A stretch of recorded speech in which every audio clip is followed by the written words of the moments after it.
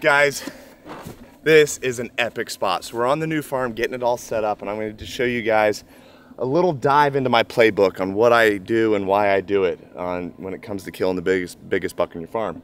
So this spot's really cool. Now, Sarah and I came here, I don't know, maybe a few days ago, and we mowed a lot of this, as you guys can see, and the plot wasn't quite big enough, so we're going to expand the plot.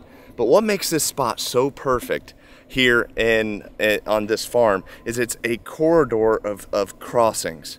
So if you look, we got a huge block of timber right here. We got a big fence row right here, and this big, huge block of timber kind of slash fence row kind of funnels in. It's a huge finger that's 400 or 500 yards wide. So I don't want to mislead you guys. It's not like a little finger. It's like 500 yards wide that runs wide or runs long. And so what happens is we got a big creek down here, swamps and swamps.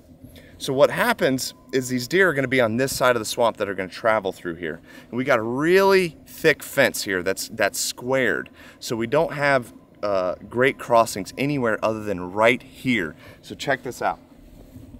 So we got a fence crossing right here, which separates the field here that goes right into a big bedding area that can also get to this side of the farm. And then we got a big creek down here with another crossing. So we have so many crossings coming into this one spot. So that's why we're putting a food plot here. And there's a main reason, not for food. I know this is gonna sound weird. We're not doing it for food. We are gonna put food here, but we're doing it for the scrapes. Because you have to think about it like this.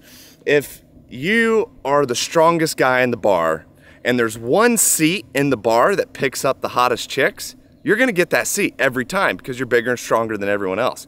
So you have to think about it like that from a deer's perspective. If you create the best food plot, the best spot for scrapes and for whatever, even if it's not that big, but it's the best on the farm, the biggest, most dominant buck is gonna take over that territory, which is exactly what I'm creating right here, because this is a crisscrossing corridor. I mean, it's amazing. So having a little plot here, it's just gonna be clover, nothing special, but we're gonna have epic scrapes here. And those scrapes are gonna pull in the biggest bucks because there's gonna be a lot of deer traffic here. So a lot of deer traffic, a lot of does, and those big bucks are gonna dominate these scrapes. So we're gonna set this up to hunt with a north and a south wind. So it actually gets even better. Check this out.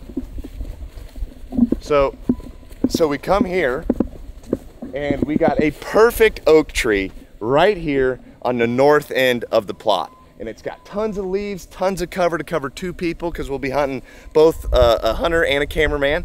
And we'll set up there. Any north wind will blow into the cornfield. The deer, if they come really close to the fence row, our scent will blow over top of them. Then if you come over here,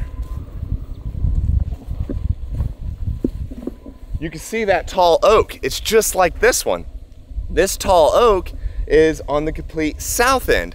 So any north winds, we can hunt that side of it. Any south winds, we can hunt that side of it. As long as there's no west in it, we can hunt this spot pretty easily and successfully. So I really like these kind of sets. We can hunt both sides because no matter really which way the wind's blowing, except for a straight west wind, we can kill a big dominant buck out of this plot. So here's a little dive into the playbook. We extended it right here. We're getting equipment in, clearing this out, putting a big clover plot, and it's all gonna funnel in right to this spot. And this will be a spot where we can, one, run great cameras so we get great inventory, and then pull in the big deer and kill them. So let's go over here. I'm gonna show you how I'm gonna set up cameras in order to get bucks on this part of the farm. Here's gonna be how I pinch these deer down in this particular spot to get them on camera. So what I'm gonna do is I'm gonna put a camera on the post right here. And so it's gonna face this way, which any deer coming through this fence gap I'll get. And this is a big fence gap right here. So I wanna close this off. Some people, if you don't have a gate, you can chop a tree down. You wanna make it to where it's pinched down slightly. So what I'm gonna do is I'm just gonna close this gate right here. So this gate will come to here, forcing the deer to go around the gate, putting them right in front of that camera. So this, I know that sounds crazy. Why would I do all this for a picture?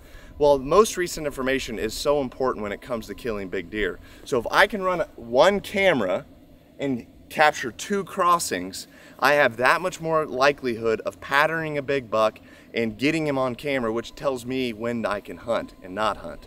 So I know it seems silly, but that's also a very important tip.